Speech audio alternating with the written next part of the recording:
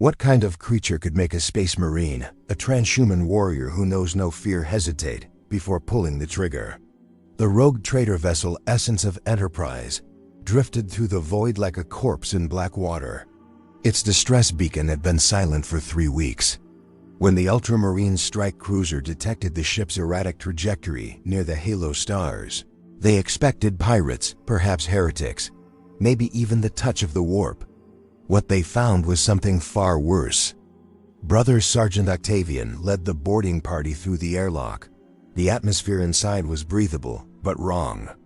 The air tasted metallic, chemical, like breathing in rust and electrical fire. Emergency lighting cast everything in crimson shadows. The walls were intact, no obvious signs of battle. But the silence was absolute, oppressive, as if sound itself had been murdered. They moved through corridors designed for thousands. Found no one. The crew quarters were empty, beds still made, personal effects untouched. The dining halls held meals half-eaten, frozen in time. It was as though 1,500 souls had simply vanished mid-breath. Brother Marcellus checked his auspex. No life signs. No heat signatures. Nothing. Then they reached the cargo hold. The doors had been sealed from the inside, welded shut with what looked like lace cutters. Claw marks gouged the metal human fingernails worn to bloody stumps. Octavian ordered the breach. The smell hit them first. Even through their helmet filters, it reached them. Decay, yes, but something else. Something alien. Something that made their enhanced biology recoil. The cargo bay was a cathedral of nightmare. Bodies hung from the ceiling by cables and chains, not dead but transformed. Their limbs had been replaced with crude mechanical augmentations, pistons where bones should be, saw blades grafted where hands once were, wires burrowed into flesh like parasitic worms. Their faces were frozen in expressions of such profound agony that even Octavian, a veteran of 2 centuries of war, felt something cold crawl down his spine. But these weren't corpses. Their eyes moved. They were still alive. Then the lights went out. In the darkness, Brother Marcellus's auspex suddenly blazed with contacts. 20, 50, 100. Contact from everywhere and nowhere. His enhanced hearing caught it first. A sound like metal being dragged across metal, like breathing through broken machinery, like speech filtered through a nightmare of industrial waste. The muzzle flashes lit the cargo bay in stuttering snapshots of horror. They moved like nothing human, nothing Xenos in the Imperial records. Hunched things that walked on limbs too long and jointed in too many places. Their bodies were patchwork abominations of flesh and scavenged technology, crude augmentations that looked grown rather than built, as if metal and meat had learned to breed. Glowing green eyes pierced the darkness, not the measured glow of proper machinery, but something feverish, mad, hungry. The Rakgol had been waiting. They came from the walls themselves, tearing through ventilation shafts, bursting from hidden compartments. They moved with horrible speed, their mismatched limbs propelling them in lurching, unpredictable patterns. One leaped onto Brother Marcellus, and he saw it up close, a face that might have once belonged to something humanoid, but was now a ruin of metal plates bolted into bone, jaws replaced with industrial vice grips that snapped with hydraulic force, taking his helmet and half his skull in one bite. Octavian fired, his bolter roaring in the confined space. The rounds punched through the creature's torso, mass reactive shells detonating inside its body. It staggered but didn't fall. Instead, it shrieked a sound like feedback through broken Vox systems, like agony given voice through corrupted machinery. It lunged again. These things didn't die like other Xenos. Each one was different, cobbled together from whatever technology they'd scavenged. Their bodies a grotesque testament to their twisted ingenuity. Some had weapons grafted directly into their arms, cannons made from ship components, blades forged from bulkhead metal. Others had replaced their legs with tracks, their hands with industrial tools, their organs with stolen Imperial technology that they had warped and perverted into something obscene. The Ultramarines fought their way back through the corridors, but the Rakgol were everywhere. They've been living in the walls, in the infrastructure, transforming the ship into an extension of themselves. The vessel wasn't captured. It was infected. Every system had been rewired, every passage trapped.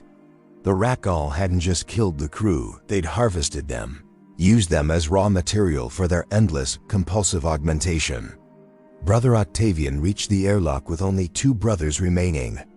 Behind them, the sounds of pursuit grew louder, that horrible scraping, that mechanical breathing, those shrieks that made their enhanced physiology want to shut down rather than process. He sealed the bulkhead and gave the order. The strike cruiser opened fire. The essence of Enterprise broke apart in silence, its reactor detonating in a bloom of white fire that briefly illuminated the void. Standard protocol: cleanse and forget. But as Octavian watched the debris scatter, he saw movement in the wreckage. Shapes launching themselves from the dying ship, propelling through vacuum on jets of stolen plasma technology, heading deeper into the halo stars. Back on the strike cruiser, he made his report. 3 Ultramarines dead, 1,500 Imperial citizens lost, 1 rogue trader vessel destroyed. But the words felt inadequate.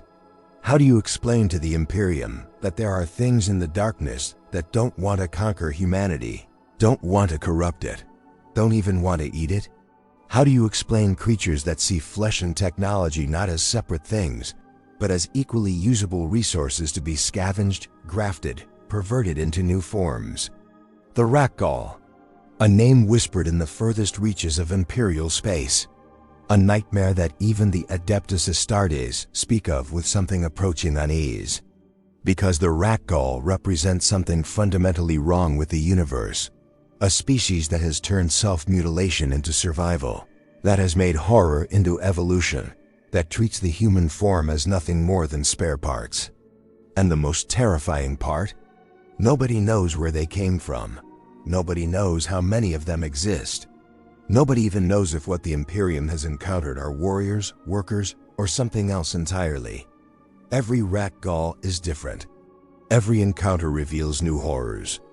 Brother Sergeant Octavian stood in the observation deck, watching the stars. Somewhere out there, in the unexplored regions beyond the Astronomican's light, the creatures from the essence of Enterprise were still alive, still moving, still hunting. And they were just a fraction of something larger. Something vast and hungry and utterly completely wrong. He had fought orcs and tyranids, chaos marines and necrons, but the Rakgol were different. They didn't follow the rules of any Xenos species in Imperial records. They were chaos without chaos, corruption without the warp, horror without purpose beyond the perpetuation of their own twisted existence. And they were spreading. The Inquisition took 3 months to respond to Octavian's report. When they finally did, it wasn't with questions. It was with a single name, Mago Xenolages Zeltrian Vex. The tech priest arrived aboard the strike cruiser like a whisper of forbidden knowledge. His form was more machine than the Rakgol themselves, but precise where they were crude, elegant where they were grotesque. His augmentations were purpose-built, sanctified, approved by the Mechanicum. Yet as he moved through the corridors, analyzing the scarce data recovered from the essence of Enterprise, Octavian couldn't shake the feeling that he was looking at 2 sides of the same coin. Vex spoke in Ben-Hurric cant, his words translated by a servo-skull that floated beside him. The Rakgol represent a philosophical crisis, the skull intoned, its dead eyes reflecting the data screens. They are technological evolution divorced from understanding. They do not comprehend what they create. They do not worship the machine god. They simply take, graft, modify, and survive. It is offensive to the natural order. Natural order, Octavian repeated, the words bitter in his mouth. There was nothing natural about what I saw in that cargo hold. The Magos turned, his optical sensors were into focus. Precisely, Brother Sergeant. That is what makes them so dangerous. They have discovered a form of progress that requires no intelligence, no divine inspiration, no connection to the warp. Only hunger and the compulsion to change. They are innovation as cancer. The tech priest accessed a hololith and images flickered to life in the dim chamber. Grainy picked captures from a dozen different encounters across the halo stars and beyond. Ships found drifting, outposts gone silent, mining colonies stripped to bare rock, and always the same evidence. Bodies transformed into obscene hybrids of flesh and scavenged technology, crude augmentations that somehow functioned despite violating every principle of proper engineering. The first confirmed sighting was 217 years ago, Vex continued. A Mechanicus explorer fleet discovered a derelict vessel near the Coronis expanse. The crew had been repurposed. Since then, encounters have increased by 347%. They are spreading, adapting, evolving in ways that defy standard xenobiological models. One image froze Octavian's attention. A Rakgol specimen, captured mid-transformation. Its left arm was human, withered and pale. Its right arm was a mess of cables, pistons, and what looked like a mining drill. But it was the transition point that disturbed him most, the place where flesh met metal. There was no clear boundary. The skin seemed to grow into the machinery, veins wrapping around wires, muscle tissue fusing with hydraulic lines. As if the creature's biology had learned to accept the foreign material as part of itself. They're not just attaching technology, Octavian said slowly. They're integrating it. Their bodies are changing to accommodate it. Correct, the servo skull chirped. Analysis suggests the Rakgol possess an accelerated adaptive mutation capability. Their cellular structure rewrites itself to accept and utilize foreign materials. They are, in essence, biological machines programmed for one function: incorporate and survive. What created them? The chamber fell silent. Even the servo skull's usual chittering went quiet. Vex turned away, his mechadendrites coiling and uncoiling in what might have been the mechanical equivalent of discomfort. That, he finally said, is the question that terrifies the Inquisition. Because we have 3 theories, and each one is worse than the last. The hololith shifted, displaying 3 separate images. The first showed ancient star charts, regions of space marked with high Gothic warnings. Theory 1. They are the result of a failed Dark Age of technology experiment. Humanity, in its arrogance, attempted to create a species capable of surviving anywhere, adapting to any environment. The Rakgol are what happens when such an experiment escapes containment. Octavian felt his jaw tighten. It would be just like the ancients, drunk on their own brilliance, to create something like this and lose control of it. The second image showed a world consumed by tyrannid bioforms. Theory 2. They are a failed tyrannid experiment. A splinter of the hive mind's endless attempts to create the perfect predator.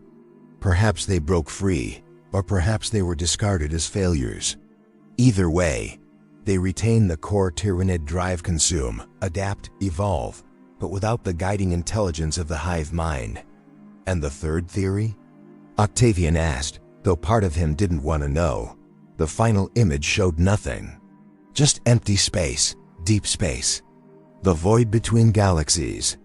Theory 3, Vex said quietly, is that they are from outside, beyond the galactic rim, beyond the Astronomican's reach. A species that evolved in isolation, in conditions we cannot imagine, developing their own form of technological horror. And now they have found us, and they are spreading through our galaxy like a plague we have no antibodies for. Octavian stared at the emptiness on the display. Outside, the word carried a weight that pressed against his enhanced physiology. The Imperium was beset on all sides, chaos to the eye. Tyrannids from below, orcs everywhere, Necrons waking from ancient tombs. The idea that something else, something new, was coming from directions they hadn't even thought to watch. Does it matter? He asked. Origin won't help us fight them. On the contrary, the servo skull replied. Understanding their origin might be the only way to fight them. Because nothing we have tried has worked. The hololith shifted again. This time, it showed combat footage. Octavian recognized the armor crimson fists, fighting in the tight confines of a space hulk. They were winning, pushing the Rakgol back with disciplined bolter fire and chainblade strikes. Then the footage jumped forward. Same Space Hulk 3 months later. Different chapter storm wardens this time. The Rakgol had returned, but they had adapted. Their crude armor now deflected bolter rounds at angles. Their weapons had been modified to match the range of Space Marine guns. They had learned. They remember, Vex explained. Or rather, they incorporate the memory of conflict into their physical forms. Every weapon that wounds them, they study and adapt to. Every tactic that defeats them, they counter in the next encounter. They are evolving in real time, using combat itself as a form of research. Then how do we stop them? The Magos' optical sensors in. We don't know if we can. Every strategy requires consistency. But how do you develop consistent tactics against an enemy that is different every time you face them? How do you plan when your enemy has no central command, no strategic doctrine, no predictable behavior? Each Rakgol is independent, unique, following only its own drive to survive and transform. Octavian walked to the viewport, looking out at the stars. Out there, in the darkness, millions of these creatures might be lurking, building their strength from the debris of civilization, transforming stolen ships into breeding grounds, grafting Imperial technology onto their twisted forms. And with every encounter, with every human they consumed, with every ship they stripped, they grew stronger, more diverse, more unpredictable. The Inquisition believes there may be larger forms, Vex continued behind him. The specimens we've encountered are approximately human-sized, though their augmentations make exact measurements difficult. But there are reports, sun-confirmed, of much larger constructs, ship-sized entities, mobile space stations constructed from flesh and stolen vessels. Hive organisms made up of thousands of individual Rakgol fused together into a single, incomprehensible mass. You're saying they might have cities, fleets? We're saying we don't know. And that ignorance may kill us all. The servo skull drifted closer to Octavian, its empty eyes somehow conveying urgency. The Inquisition has authorized a mission into the Halo stars, a proper investigation. We need to find their source, their breeding grounds, understand what we're truly facing. The Ultramarines have been requested to provide escort. Octavian turned. Requested or ordered? Does the distinction matter? No, it didn't, because despite the horror he'd witnessed, despite the wrongness that had made even his transhuman mind recoil, Octavian knew they needed answers. The Rakgol were a threat unlike any other, not because they were the strongest or the most numerous, but because they were fundamentally unknowable. They followed no pattern, served no dark gods, answered to no central intelligence. They were chaos incarnate, evolution without purpose, horror without meaning. And that, perhaps, was the most terrifying thing of all. When do we leave? Octavian asked. The fleet assembles in 2 weeks. 3 strike cruisers, a Mechanicus explorator vessel, and an inquisitorial black ship will be heading into regions of space that haven't been surveyed since the Great Crusade. Beyond the reach of the Astronomican, into the darkness where the Rakgol breed. Octavian felt something he rarely experienced, a flutter of doubt in his primary heart. They were sailing into the unknown, hunting creatures that had no form, no structure, no predictability. Every instinct in his tactical doctrine screamed that this was wrong, that you don't hunt an enemy you don't understand, that reconnaissance should come before commitment. But there was no time for caution. The Rakgol were spreading. Every day of delay meant another ship infected, another colony consumed, another 1,000 human souls transformed into grotesque hybrid monsters. The Imperium was already bleeding from 1,000 wounds. It couldn't afford another. "We'll be ready," he said, and the words felt like sealing his own fate. Vex's mechadendrites coiled in what might have been approval or resignation. "I hope so, Brother Sergeant. Because what we found on the essence of Enterprise, that was nothing. The Inquisition believes we're about to discover what the Rakgol are truly capable of. And I fear that knowledge will change everything we think we understand about survival in this galaxy.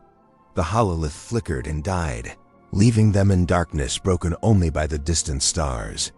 Somewhere out there, the Rakgol were waiting, growing, changing, preparing for an invasion that humanity didn't even know was coming.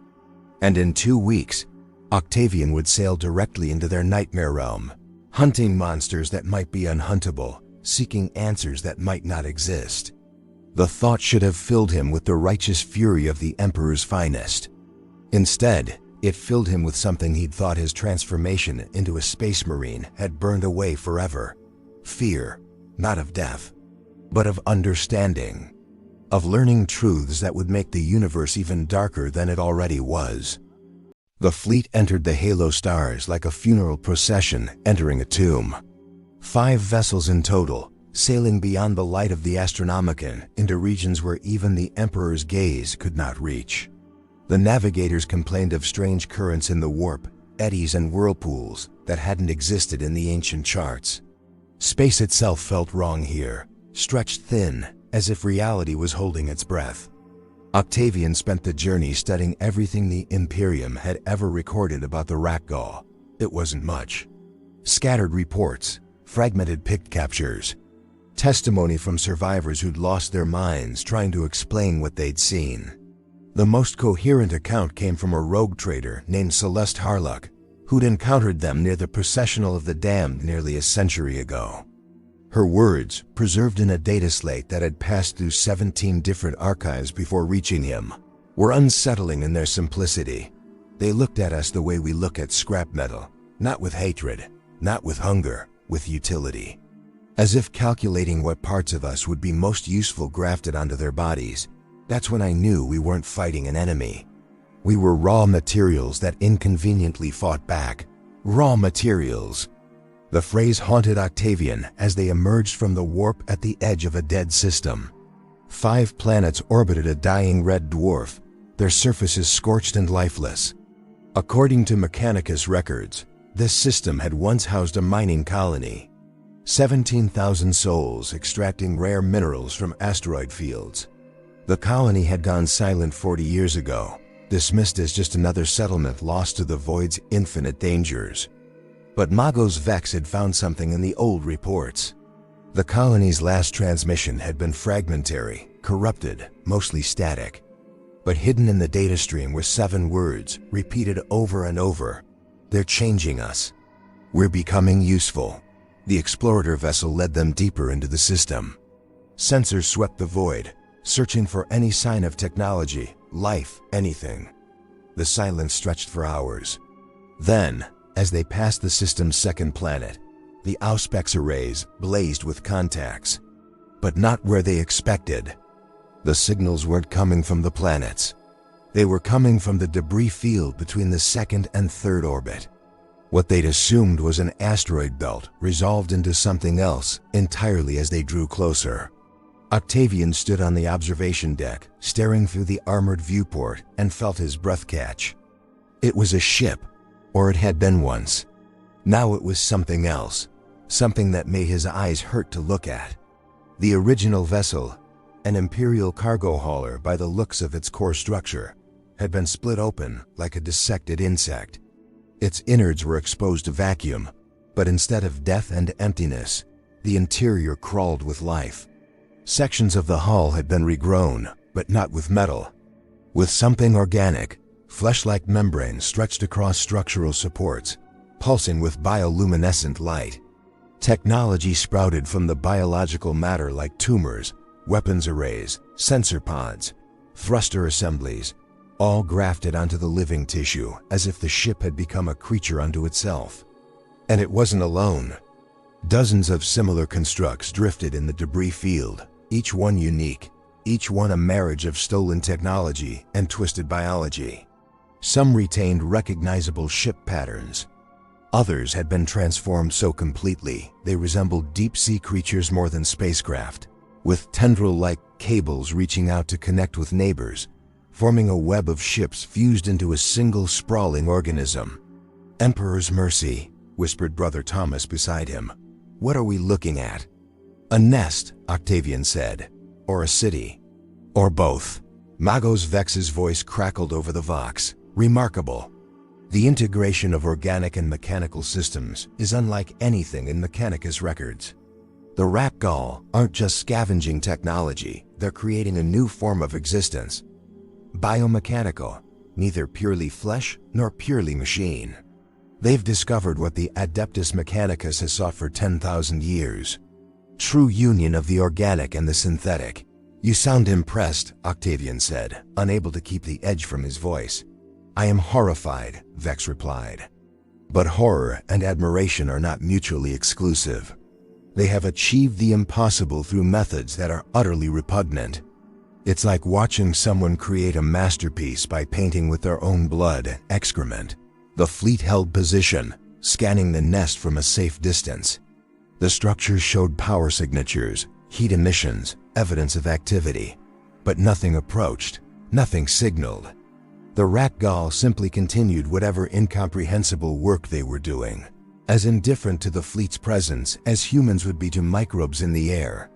That indifference was somehow worse than hostility. The Inquisitor in command of the Black Ship, a woman named Covenant, whose face was hidden behind a mirrored, mask-ordered deployment of servitor probes. Dozens of the mindless drones launched toward the nest, their sensors recording everything.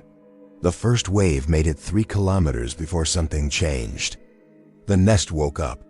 Not with alarms or obvious defensive measures, simply with attention. The organic membranes rippled. Weapon ports that had been inert suddenly swiveled toward the approaching probes.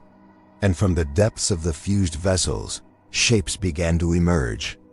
Rakgol, hundreds of them. They crawled across the exterior of their nest like ants, moving through vacuum with complete immunity. Some wore crude void suit analogs, pieced together from salvaged materials. Others had simply grafted life support systems directly into their bodies, their torsos split open to reveal recycling apparatus, their faces covered with breathing masks fused into their skulls.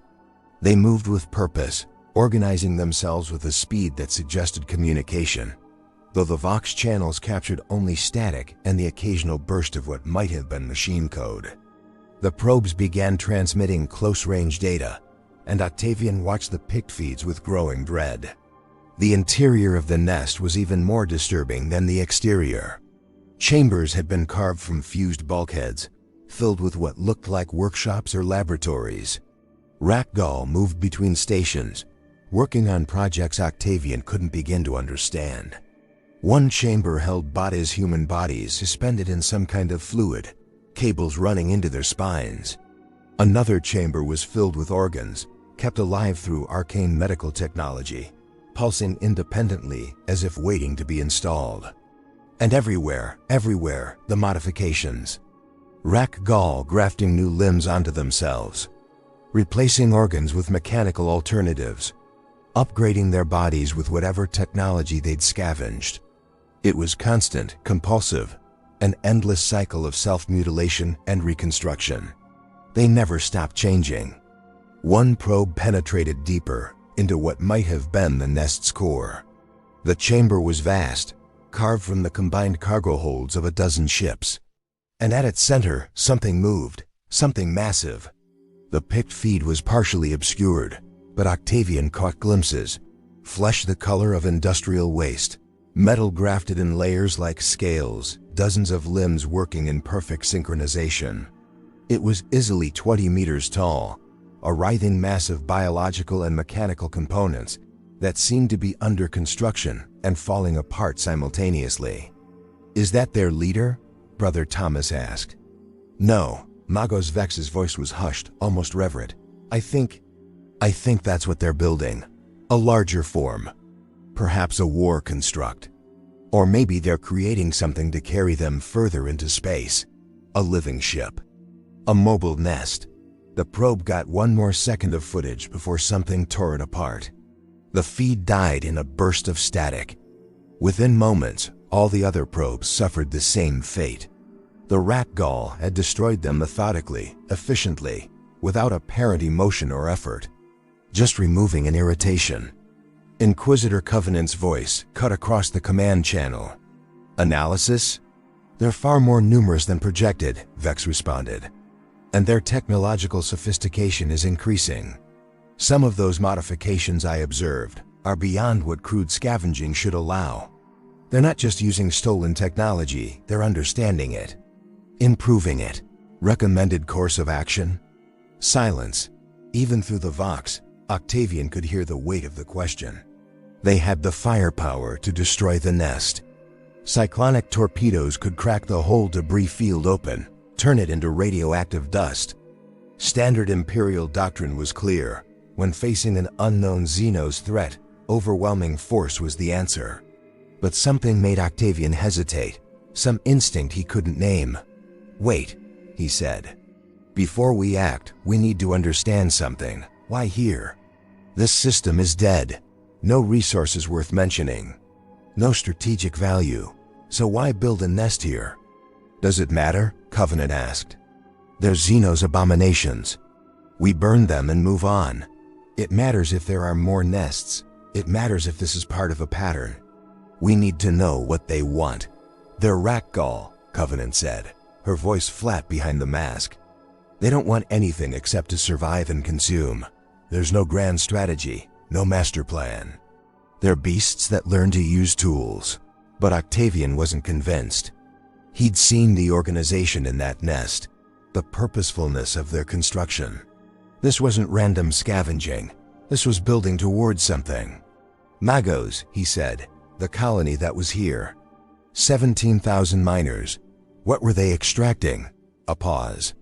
The sound of data being accessed. Then Vex's voice returned, quieter than before. Neuronium, a rare mineral used in advanced cogitator construction. It enhances processing speed, allows for more complex calculations. The Mechanicus pays substantial prices for even small quantities, and the Rakgol built their nest right where the mining operation was.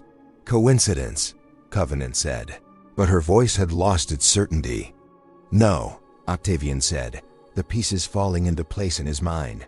They're not just surviving. They're seeking out specific resources. They need advanced materials for their augmentations. They're hunting technology, targeting locations where they know they'll find what they need. That would require intelligence, Vex said slowly. Planning, strategic thinking. But the Rakgol are supposed to be independent actors, no central command. No coordination beyond the basic survival instinct. Octavian turned from the viewport, facing the rest of the command crew. What if we're wrong? What if there is coordination? Not through leadership, but through something else. A shared purpose. A common drive toward a specific goal. What goal? Thomas asked. Before anyone could answer, the Auspex arrays lit up again. New contacts emerging from the nest. Not dozens this time, hundreds, thousands. The Rakgol were launching themselves into space, propelled by crude rocket systems, heading directly toward the fleet. But they weren't attacking. As the distance closed, Octavian could see they were doing something else entirely. They were spreading out, forming a sphere around the fleet, maintaining distance, but creating a perimeter, surrounding them. Not with hostility, with curiosity. They're studying us, Vex whispered. Emperor above, they're analyzing our ships. Learning from our designs. We're not predators to them. We're a source of new technology. And in that moment, Octavian understood the true horror of the Rakgol. They weren't invading the Imperium. They were mining it. Every ship they destroyed, every colony they consumed, every human they transformed, it was all just resource extraction. Humanity wasn't their enemy. Humanity was a particularly rich vein of ore they'd discovered, full of useful biological and technological components, ready to be harvested. The fleet was surrounded by creatures that saw them not as warriors or souls or enemies, but as a shopping list of parts waiting to be taken. The sphere tightened, not aggressively, not rapidly, but with the patient, methodical precision of researchers collecting specimens. The Rakgol drifted closer, their mismatched forms silhouetted against the dead stars, and Octavian could see them now in horrifying detail through the viewport. Each one was different. Some were barely humanoid, their bodies so heavily modified they resembled walking vehicles. Others retained more organic features, but with limbs replaced, eyes augmented, torsos split open to reveal machinery that pulsed with stolen life. And they were watching. Dozens of optical sensors, organic eyes, scanning arrays, all focused on the Imperial fleet with an intensity that felt almost surgical. "All ships hold position," Inquisitor Covenant commanded. "Do not fire unless fired upon." "You can't be serious," Captain Helios of the lead strike cruiser responded. "We're surrounded by Xenos filth." "Standard protocol demands." "Standard protocol," Covenant interrupted, her voice cold as void, "does not account for this situation. If we fire, we learn nothing. And right now, ignorance will kill more of the Emperor's subjects than these creatures ever could." Octavian understood her reasoning, even as every instinct screamed to open fire. They were outnumbered, surrounded, and the Rakgol's weapons, crude as they appeared, were still capable of tearing through armor. But she was right. Every bolt or round fired was a chance to learn lost. Every Rakgol destroyed was data they'd never recover. "Magos Vex," Octavian said quietly over the command channel. "Can you communicate with them? With what language?" The tech priest responded. "They've shown no evidence of speech. Their Vox emissions are machine code, but it's fragmented, corrupted. Like listening to a cogitator having a seizure. Try anyway. They're intelligent enough to build all this. They must have some form of communication." The minutes that followed felt like hours. Vex transmitted on every frequency, in every form of code the Mechanicus had ever encountered. Binary, hexadecimal, ancient Terran languages, even mathematical sequences, the universal language of logic and reason. The void swallowed every transmission without response. Then, as Octavian was about to suggest they abandon the attempt, something answered. It wasn't language. Not in any conventional sense, it was sensation. A flood of data that crashed through the fleet's Vox systems like a tidal wave, bypassing cogitators and hitting directly into servitor control systems. Across all 5 ships, servitors began to seize and convulse, their simple minds overwhelmed by information they couldn't process. But Magos Vex's servo-skull translated fragments, images, concepts, not words, but raw meaning forced through electromagnetic waves. Hunger, not for food, for completion. For perfection through endless modification. For the ecstasy of transformation, of becoming more than flesh, more than machine, of existing in the space between where true evolution occurred. Pain, constant, unending pain. Every augmentation was agony, every modification a crucifixion. But the pain was purpose, proof of existence, proof of progress. To stop changing was to die. To stop improving was extinction. And beneath it all, something else. Something that made Octavian's blood run cold. Fear. The Rakgol were afraid. Not of death, not of the Imperium. They were afraid of stopping. Of reaching a point where there was nothing left to integrate, no more improvements to make, no more pieces to add. They were terrified of completion, because completion meant obsolescence. "They're addicts," Brother Thomas whispered beside him. "They can't stop. They're addicted to changing themselves." "No," Vex corrected, his voice shaking. "It's worse than addiction. It's instinct. It's written into their biology at a fundamental level. They are compelled to modify themselves the way humans are compelled to breathe. It's not a choice. It's their nature." The transmission ended as abruptly as it began, leaving the command deck in stunned silence. Outside, the Rakgol continued their observation, unchanged, patient, waiting. For what, Octavian couldn't fathom. Then a new contact appeared on the auspex. Something large was moving through the nest, making its way toward the surface.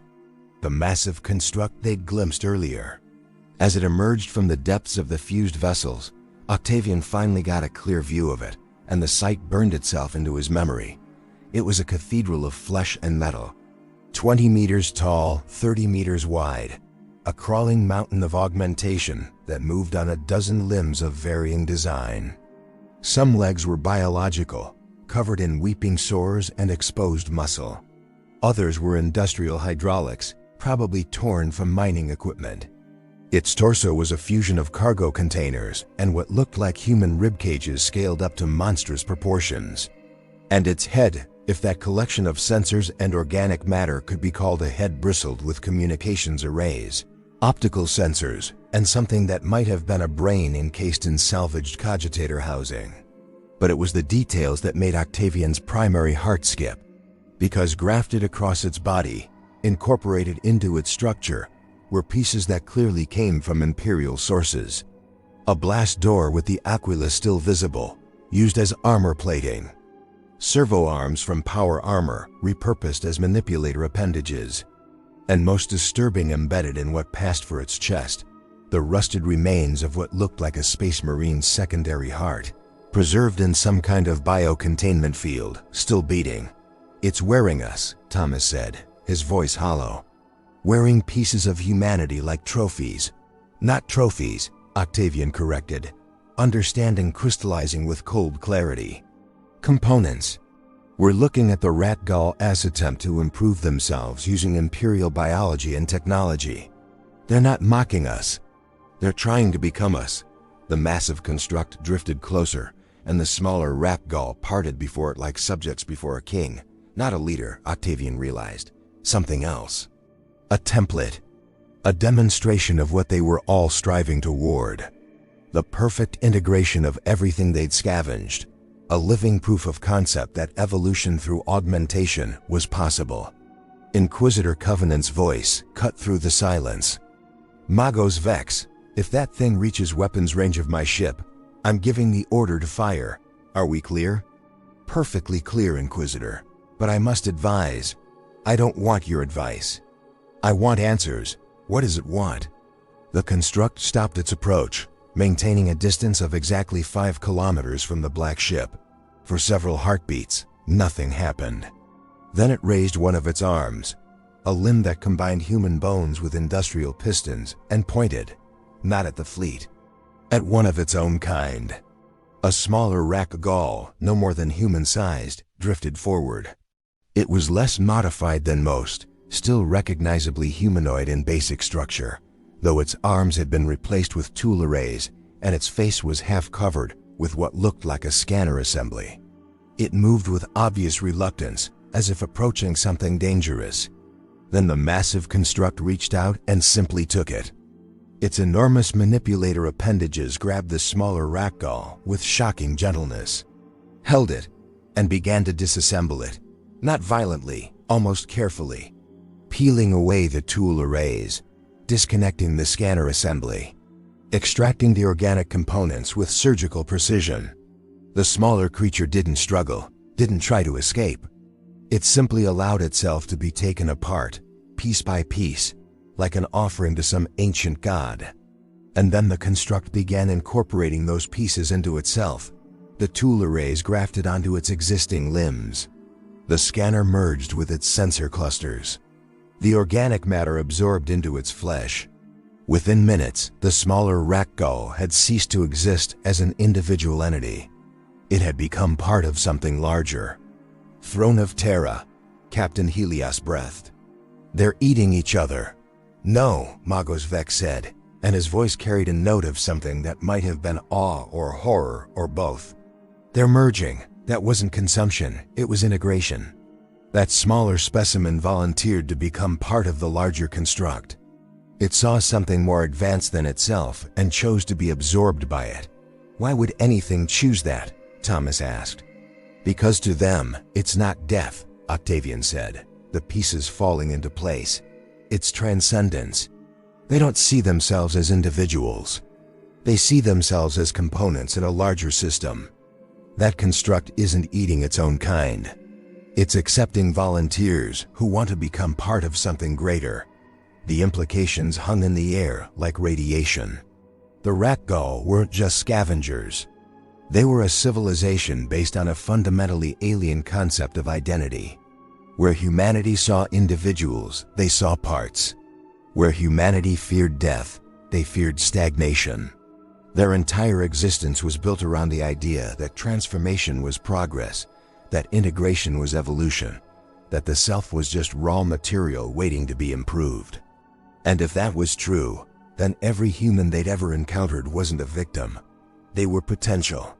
They want to integrate us, Octavian said softly. Not kill us. Not enslave us.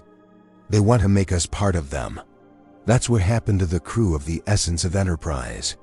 That's what happened to the 17,000 miners in this system. They weren't murdered. They were recruited. That's insane, Covenant said. Humans can't merge with Xenos. Our biology is compatible enough, Vex interrupted. I've been analyzing the data from the probes.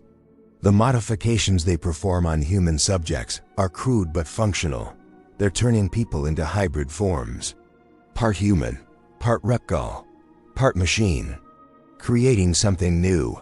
The construct pointed again, this time at the fleet. The gesture was unmistakable, an invitation. Or perhaps a request. It wanted something from them.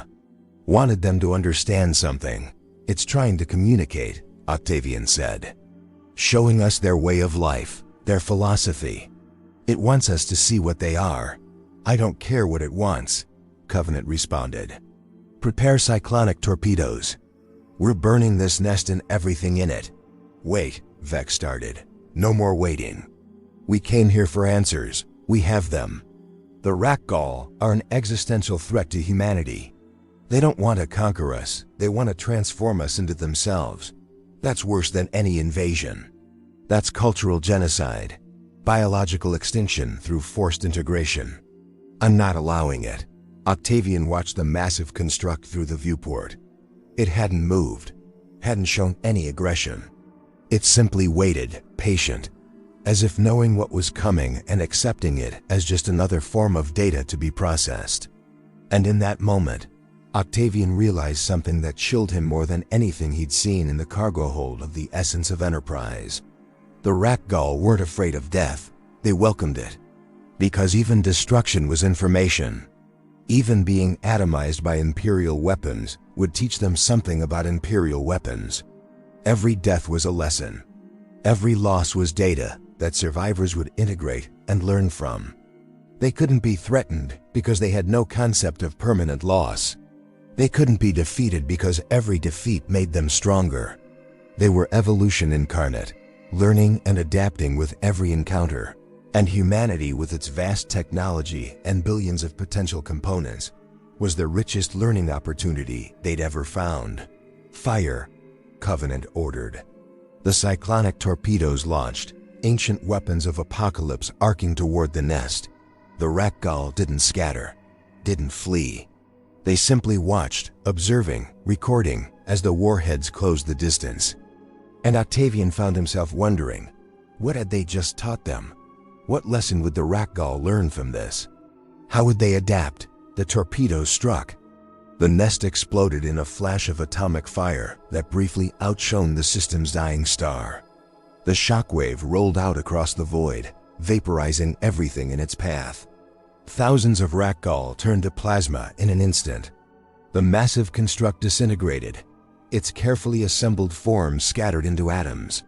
But in the moment before the warheads detonated, Octavian saw something. The construct had raised its arms, not in defense, but in what looked almost like gratitude, as if thanking them for the lesson. The explosion faded. The debris field cleared. Silence returned to the dead system. Scan for survivors, Covenant ordered. The Auspex arrays swept the area. Nothing, no life signs. No energy signatures, complete annihilation. Octavian should have felt relief, victory, the righteous satisfaction of destroying Xenos filth. Instead, he felt empty, because he knew, with absolute certainty, that this wasn't over. Somewhere in the galaxy, other Rakgol had felt the death of their kind.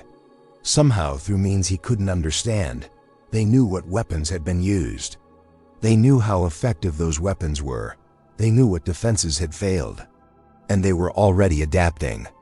The fleet regrouped at the edge of the system, running diagnostics and damage assessments.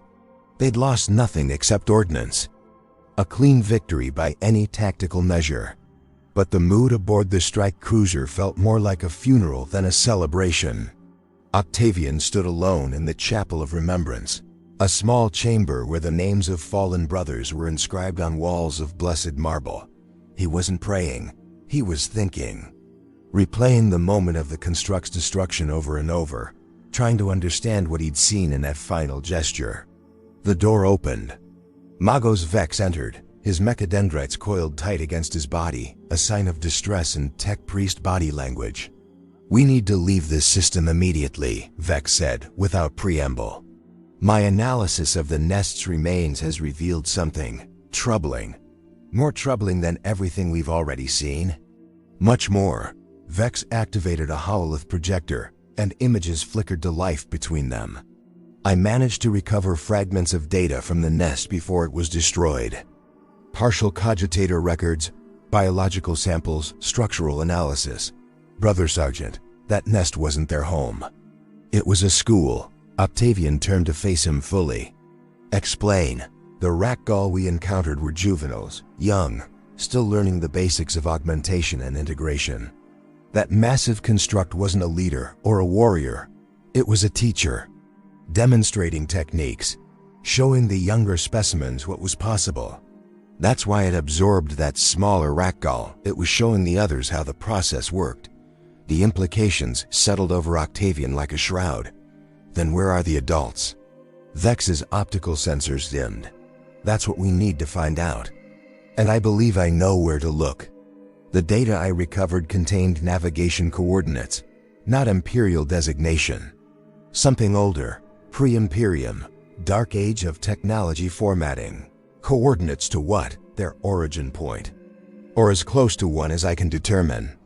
A system approximately 300 light years from here, deep in the halo stars, completely uncharted by modern Mechanicus records. But there are references to it in the oldest archives.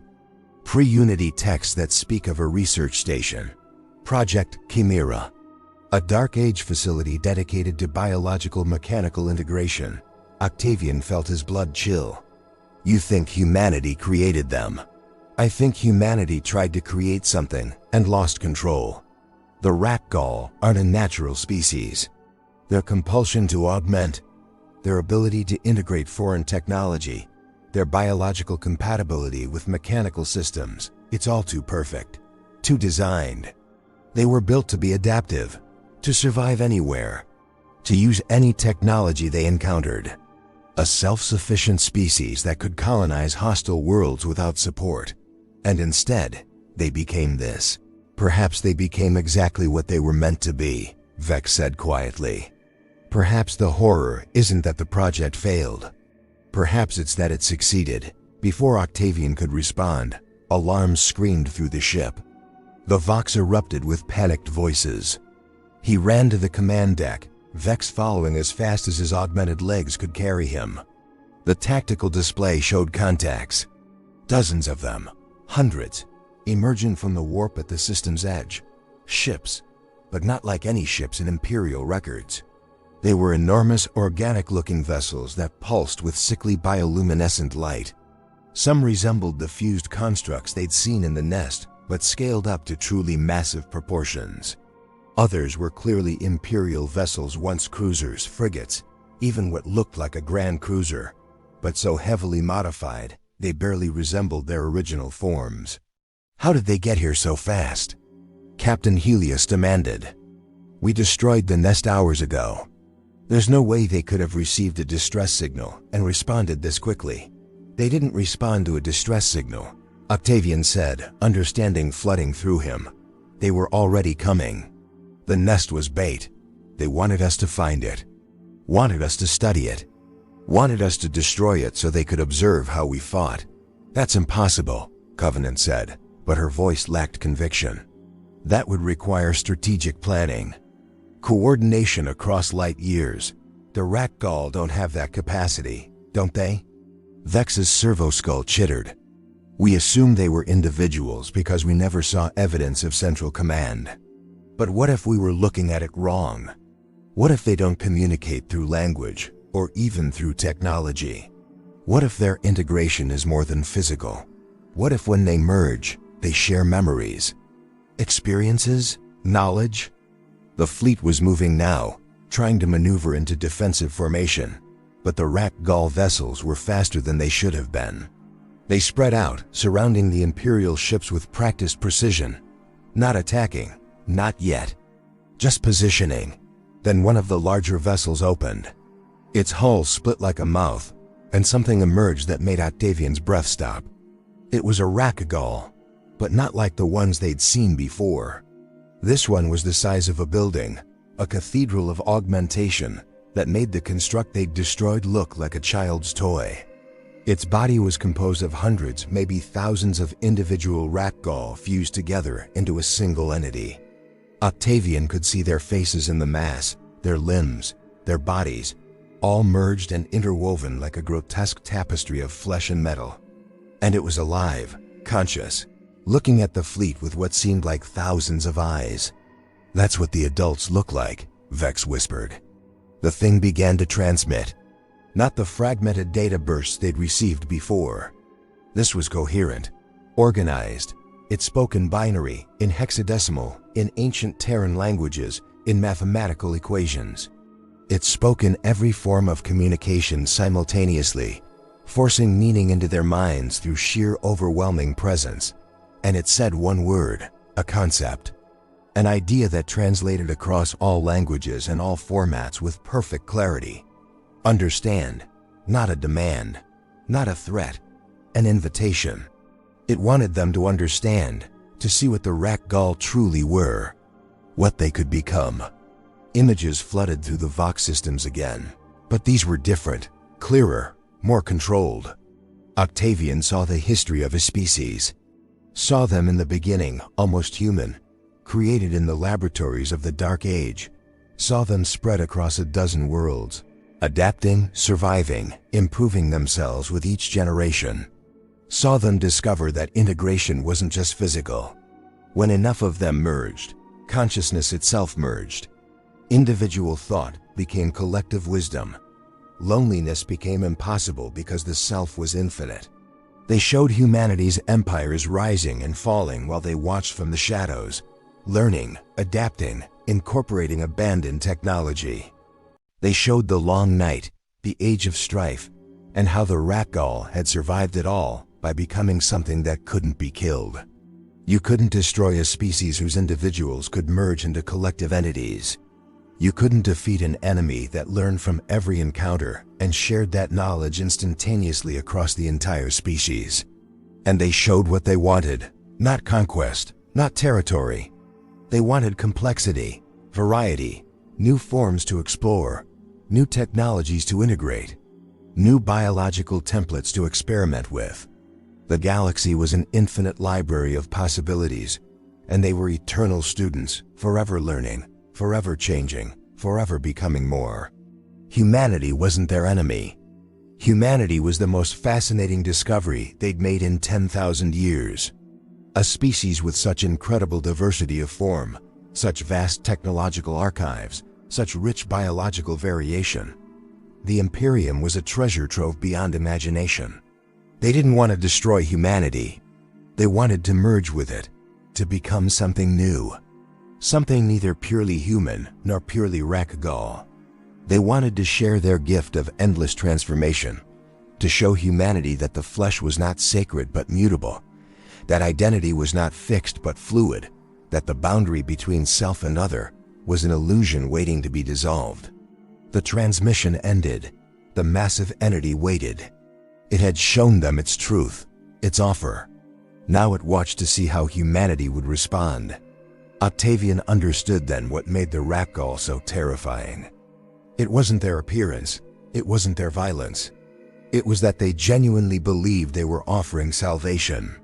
In their alien minds, they were missionaries of a new gospel, the gospel of infinite transformation. They looked at humanity's rigid forms, its unchanging genetics, its fear of augmentation beyond the mechanical, and they saw suffering, saw limitation, saw souls trapped in static flesh, and they wanted to free them. They thought they were being kind. All ships, Inquisitor Covenant's voice was ice. Prepare for full engagement. We're not negotiating with these abominations.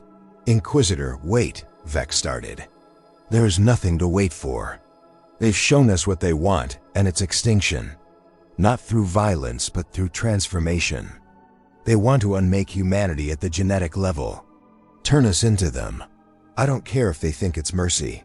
It ends now. Octavian watched the massive entity through the viewport. It hadn't moved, hadn't shown any defensive posture. It simply waited with infinite patience, as if it had all the time in the universe to convince them, and maybe it did. Fire everything, Covenant ordered. The fleet opened up with every weapon it possessed. Lance batteries, torpedo spreads, macro cannons. The void lit up with destruction. The Rakgol vessels began to burn. The massive entity took hit after hit, its body torn apart by Imperial fury. But even as it died, Octavian saw the smaller Rakgol emerging from the damaged vessels. Hundreds of them. Thousands. They didn't flee. They moved toward the Imperial ships, propelling themselves through vacuum with jury-rigged thrusters, and each one carried pieces of the destroyed entity. They were salvaging it, saving the components even as they lost the whole. Learning. Always learning. Even in death, they were gathering data. The battle raged for 3 hours. When it ended, the Rakgol fleet was destroyed. Every vessel reduced to debris, every entity atomized or scattered. The void was silent again, but Octavian counted the cost. 2 strike cruisers crippled, the explorer vessel destroyed. Thousands of Imperial lives lost. And for what? To teach the Rakgol how humanity fought when cornered. To give them data on Imperial weapons. To show them what tactics worked against their formations. They'd won the battle. But Octavian wasn't sure they hadn't lost something more important. Because somewhere out in the darkness, other Rakgol were receiving the memories of those who died here. Learning the lessons purchased with their components' destruction. Adapting, evolving. The war wasn't over. It had only just begun. And humanity had just taught the enemy their first lesson. Inquisitor Covenant ordered the fleet to make for the coordinates Vex had recovered. They were going to the source. To Project Chimera. To the place where the Rakgol had been born. If they were going to stop this species, they needed to understand where it came from, what it was truly designed to do. And maybe, just maybe, find a way to undo what the ancients had created. But as the ships prepared to enter the warp, Octavian stood at the viewport one last time and watched the debris field. Watched the pieces of destroyed Rakgol drifting in the void. And he wondered if they were watching back. If somewhere in that scattered matter, consciousness still lingered, still observed, still learned. He wondered if they could ever truly kill something that saw death as just another form of data. The warp opened. The fleet plunged into its madness. And behind them, in the silent system, something in the debris began to pulse with faint light. Pieces drawing together, components seeking each other, reconstruction beginning. They were already coming back. The coordinates led them to a system that had no name. Only a designation in ancient records that predated even the Emperor's unification. System 77 Omega. A red giant dying slowly, casting everything in the color of old blood. 3 planets orbited close to the star. The third one showed signs of human construction. Vast installations that had once gleamed with the pride of the Dark Age now stood as corroded monuments to ambition. Project Chimera, the birthplace of a nightmare. The fleet approached cautiously, but there was no resistance. No Rakgol vessels, no defenses. Just silence and the ruins of what humanity had once been capable of creating. They deployed ground teams to the largest facility. Octavian led his brothers through corridors that hadn't seen human feet in millennia. The architecture was beautiful in a way that modern Imperial construction had forgotten how to achieve. Elegant curves, efficient design, spaces that felt simultaneously functional and artistic. This was what humanity had built before it forgot how to dream. The main laboratory was deep underground, shielded from the star's radiation. When they breached the vault doors, the emergency lighting flickered to life, powered by generators that had run for 10,000 years without maintenance. The dark age of technology had built things to last. Magos Vex moved through the facility like a pilgrim in a sacred temple, his mechadendrites reaching out to interface with ancient cogitator systems.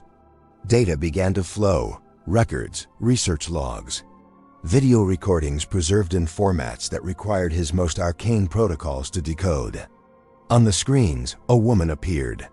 She was beautiful, wearing the white coat of a researcher, her eyes bright with excitement and something else. Pride. Terrible, blinding pride. "Project Chimera, Research Log 777, she said, her voice echoing across 10 millennia. "Dr. Helena Voss recording, we've done it. We've created a species capable of surviving anything the galaxy can throw at it. Biological adaptability combined with technological integration. They can breathe any atmosphere, eat any matter, use any technology they encounter. They're perfect." The recording jumped forward. The same woman, but older now. Tired. Her eyes held something different. Fear. Log 993. "The specimens are exhibiting unexpected behavior. They've begun modifying themselves without authorization. They're integrating faster than predicted. And they're merging. Physical union. We've observed 3 specimens combine into a single entity with shared consciousness. This wasn't part of the design parameters. We're shutting down the project. Recommend immediate, static." Then another recording. Emergency lighting, alarms, the woman running through corridors, blood on her coat. "They've breached containment. They don't see us as creators anymore. They see us as components, as resources. They're trying to integrate us into themselves. They think they're helping. They think they're showing us a better way to exist. God help us, they think transformation is a gift. We have to seal the facility. We have to make sure this never." The recording ended. Silence filled the laboratory. Octavian stood before the screen, looking at the frozen image of Dr. Voss's terrified face. She'd been right to be afraid, but she'd also been wrong about one thing. They hadn't created a perfect species. They'd created a perfect virus. Something that spread not through infection, but through philosophy. Through the seductive promise that you could be more, could be better, could transcend the limitations of your birth if you just surrendered your form to endless transformation. The facility was sealed, Vex said, accessing more records. But not before some specimens escaped. Perhaps a dozen, maybe fewer. They spread into the halo stars, reproducing, adapting, surviving. Everything we've encountered, the nests, the fleets, the merged entities, all descended from those original escapees. 10,000 years of uninterrupted evolution toward a singular purpose. Become more. Can they be stopped? Octavian asked, though he already knew the answer. No, Vex said simply. Not through conventional warfare. Every battle teaches them. Every weapon we use, they learn to counter. Every tactic we employ, they adapt to. We can slow them, contain them temporarily, but extinction? No, they're built to survive extinction events. Octavian walked deeper into the laboratory. Found the holding cells where the first Rakgol had been created. Saw the equipment still intact: genetic sequencers, augmentation chambers, neural interface arrays. All the tools needed to build a new species from scratch. On one wall, he found something that made him stop. A plaque, engraved words that had survived millennia. To transcend the limits of flesh is to embrace infinity. May our children inherit a galaxy without boundaries. The idealism was almost painful to read.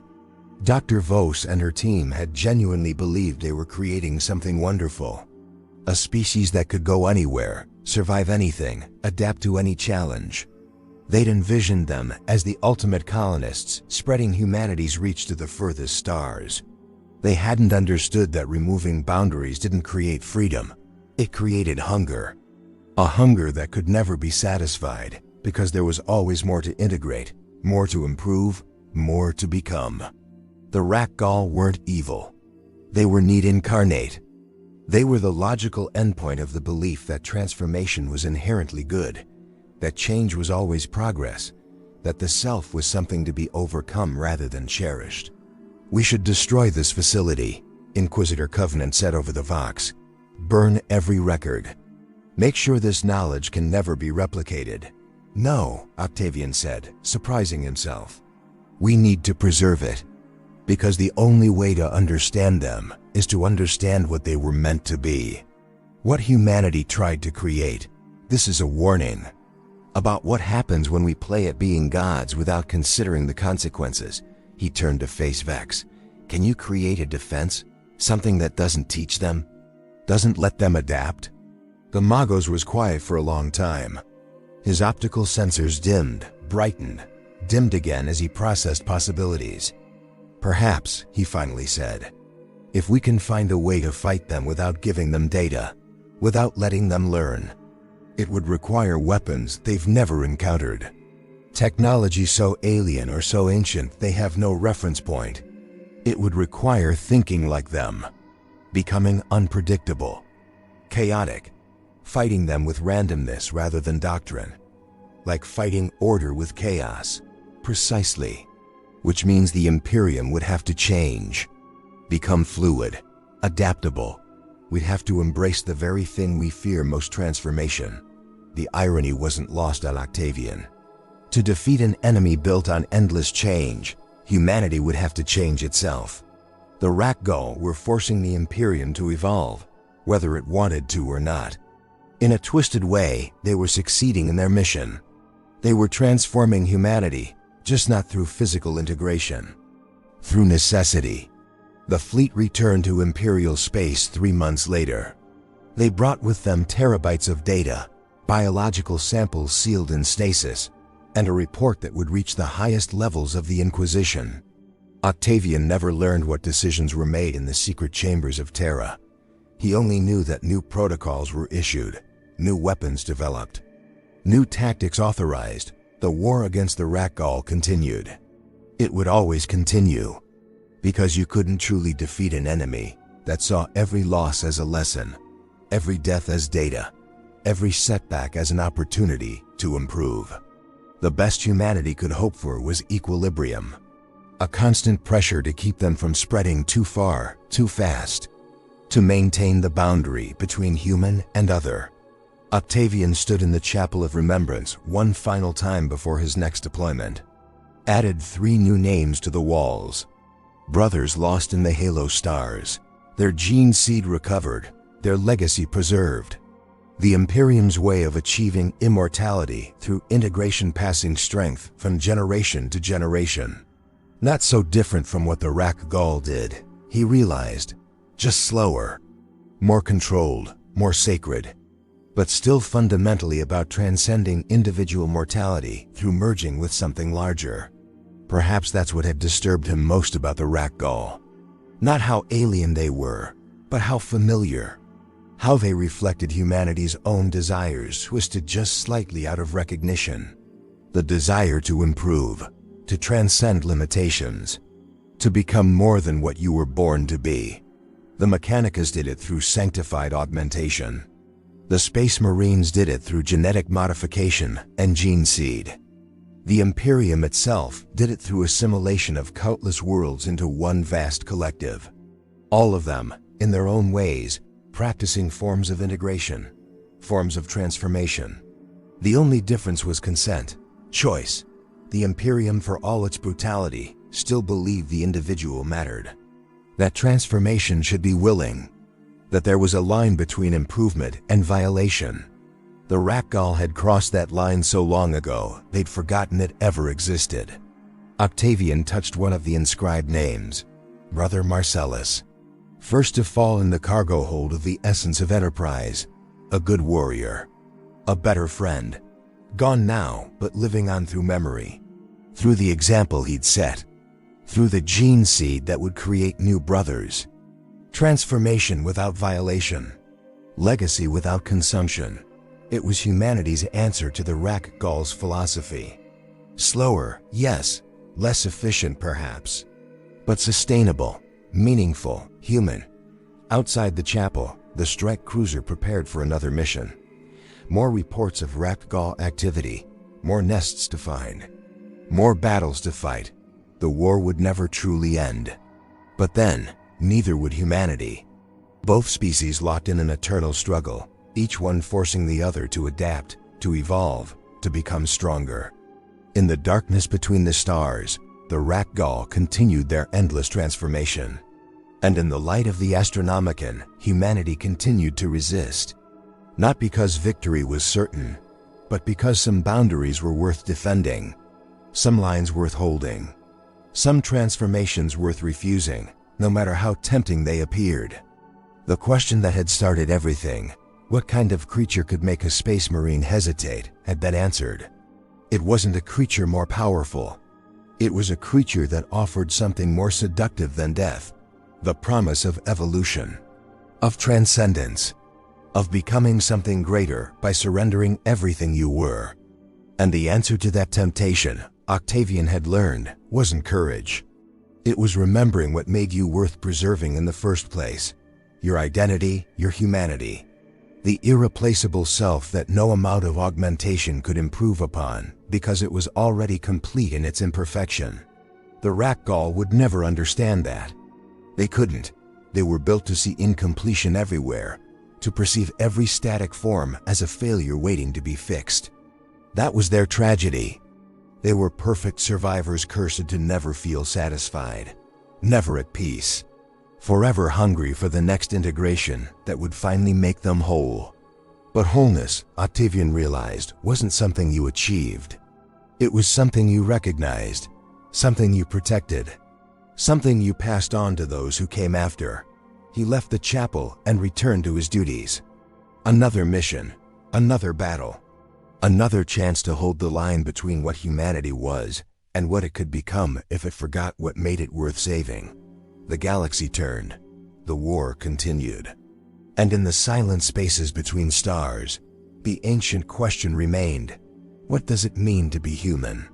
How much can you change before you become something else? Where is the line between improvement and loss? The Rakgol had answered those questions one way. Humanity answered them another. And in the vast darkness of the 41st millennium, both answers echoed endlessly, neither one wrong, neither one right, just eternally, irrevocably opposed. The choice between them wasn't about logic. It was about what you valued more, the security of form or the freedom of transformation. The preservation of self, or the promise of transcendence. Octavian had made his choice. He would fight. He would defend. He would remain human, whatever that meant, for as long as consciousness lasted. And somewhere in the halo stars, the Rakgol made their choice too. They would integrate. They would adapt. They would become two philosophies, two species, one galaxy that couldn't hold them both unchanged. The only question left was which would transform the other first. The coordinates led them to a system that had no name, only a designation in ancient records that predated even the Emperor's unification. System 77 Omega, a red giant dying slowly, casting everything in the color of old blood. 3 planets orbited close to the star. The third one showed signs of human construction. Vast installations that had once gleamed with the pride of the Dark Age now stood as corroded monuments to ambition. Project Chimera, the birthplace of a nightmare. The fleet approached cautiously, but there was no resistance, no Rakgol vessels, no defenses, just silence and the ruins of what humanity had once been capable of creating. They deployed ground teams to the largest facility. Octavian led his brothers through corridors that hadn't seen human feet in millennia. The architecture was beautiful in a way that modern imperial construction had forgotten how to achieve: elegant curves, efficient design, spaces that felt simultaneously functional and artistic. This was what humanity had built before it forgot how to dream. The main laboratory was deep underground, shielded from the star's radiation. When they breached the vault doors, the emergency lighting flickered to life, powered by generators that had run for 10,000 years without maintenance. The dark age of technology had built things to last. Magos Vex moved through the facility like a pilgrim in a sacred temple, his mechadendrites reaching out to interface with ancient cogitator systems. Data began to flow. Records, research logs, video recordings preserved in formats that required his most arcane protocols to decode. On the screens, a woman appeared. She was beautiful, wearing the white coat of a researcher, her eyes bright with excitement and something else. Pride, terrible, blinding pride. Project Chimera, research log 777, she said, her voice echoing across 10 millennia. Dr. Helena Voss recording, we've done it. We've created a species capable of surviving anything the galaxy can throw at it. Biological adaptability combined with technological integration. They can breathe any atmosphere, eat any matter, use any technology they encounter. They're perfect. The recording jumped forward. The same woman, but older now. Tired. Her eyes held something different. Fear. Log 993. The specimens are exhibiting unexpected behavior. They've begun modifying themselves without authorization. They're integrating faster than predicted. And they're merging. Physical union. We've observed 3 specimens combine into a single entity with shared consciousness. This wasn't part of the design parameters. We're shutting down the project. Recommend immediate, static. Then another recording. Emergency lighting, alarms, the woman running through corridors, blood on her coat. They've breached containment. They don't see us as creators anymore. They see us as components, as resources. They're trying to integrate us into themselves. They think they're helping. They think they're showing us a better way to exist. God help us. They think transformation is a gift. We have to seal the facility. We have to make sure this never. The recording ended. Silence filled the laboratory. Octavian stood before the screen, looking at the frozen image of Dr. Voss's terrified face. She'd been right to be afraid. But she'd also been wrong about one thing. They hadn't created a perfect species. They'd created a perfect virus. Something that spread not through infection, but through philosophy. Through the seductive promise that you could be more, could be better, could transcend the limitations of your birth if you just surrendered your form to endless transformation. The facility was sealed, Vex said, accessing more records. But not before some specimens escaped. Perhaps a dozen, maybe fewer. They spread into the halo stars, reproducing, adapting, surviving. Everything we've encountered, the nests, the fleets, the merged entities, all descended from those original escapees. 10,000 years of uninterrupted evolution toward a singular purpose. Become more. Can they be stopped? Octavian asked, though he already knew the answer. No, Vex said simply. Not through conventional warfare. Every battle teaches them. Every weapon we use, they learn to counter. Every tactic we employ, they adapt to. We can slow them, contain them temporarily. But extinction? No, they're built to survive extinction events. Octavian walked deeper into the laboratory, found the holding cells where the first Rakgol had been created, saw the equipment still intact genetic sequencers, augmentation chambers, neural interface arrays, all the tools needed to build a new species from scratch. On one wall, he found something that made him stop. A plaque, engraved words that had survived millennia. To transcend the limits of flesh is to embrace infinity. May our children inherit a galaxy without boundaries.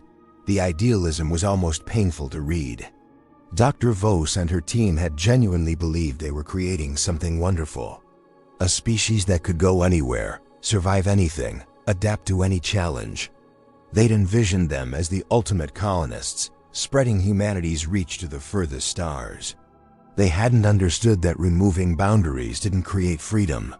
It created hunger. A hunger that could never be satisfied, because there was always more to integrate, more to improve, more to become. The Rakgol weren't evil, they were need incarnate. They were the logical endpoint of the belief that transformation was inherently good, that change was always progress, that the self was something to be overcome rather than cherished. "We should destroy this facility," Inquisitor Covenant said over the Vox. "Burn every record. Make sure this knowledge can never be replicated."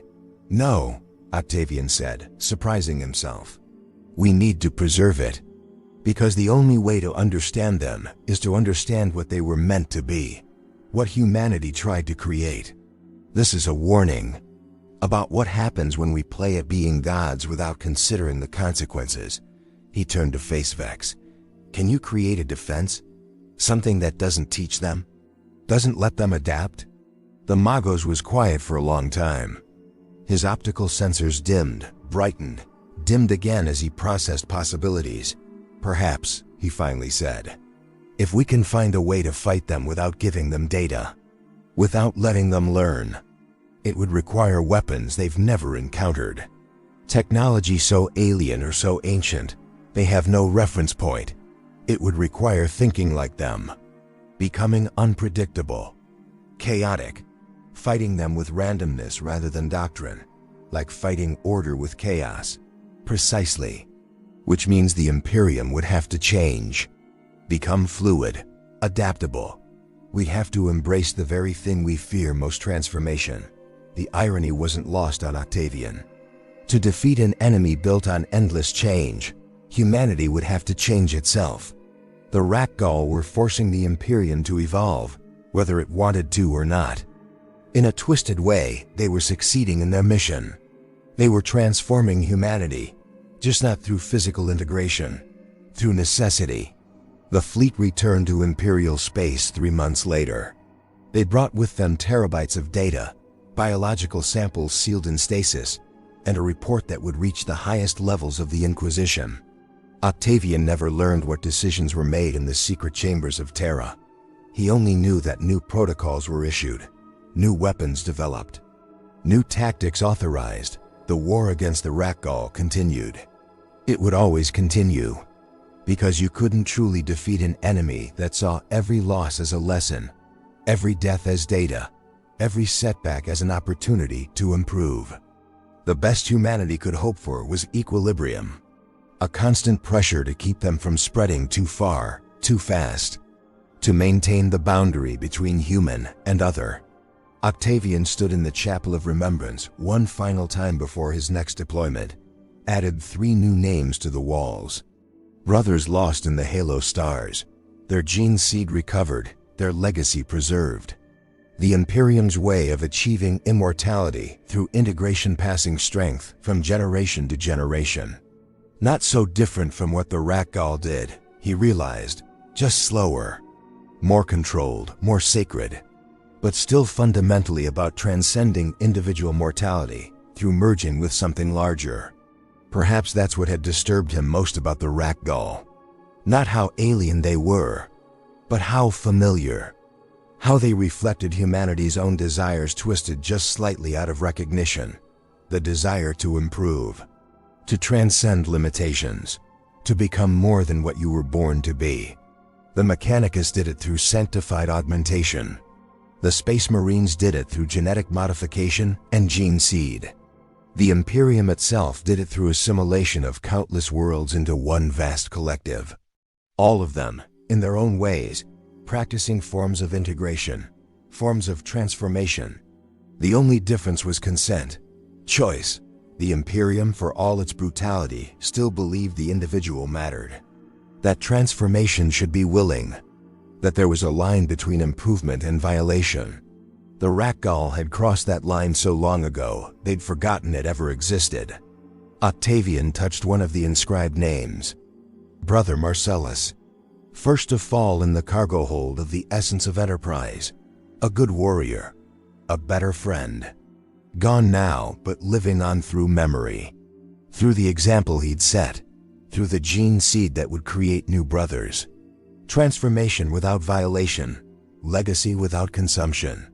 It was humanity's answer to the Rakgol's philosophy. Slower, yes. Less efficient, perhaps. But sustainable, meaningful, human. Outside the chapel, the strike cruiser prepared for another mission. More reports of Rakgol activity, more nests to find. more battles to fight. The war would never truly end. But then, neither would humanity. Both species locked in an eternal struggle, each one forcing the other to adapt, to evolve, to become stronger. In the darkness between the stars, the Rakgol continued their endless transformation.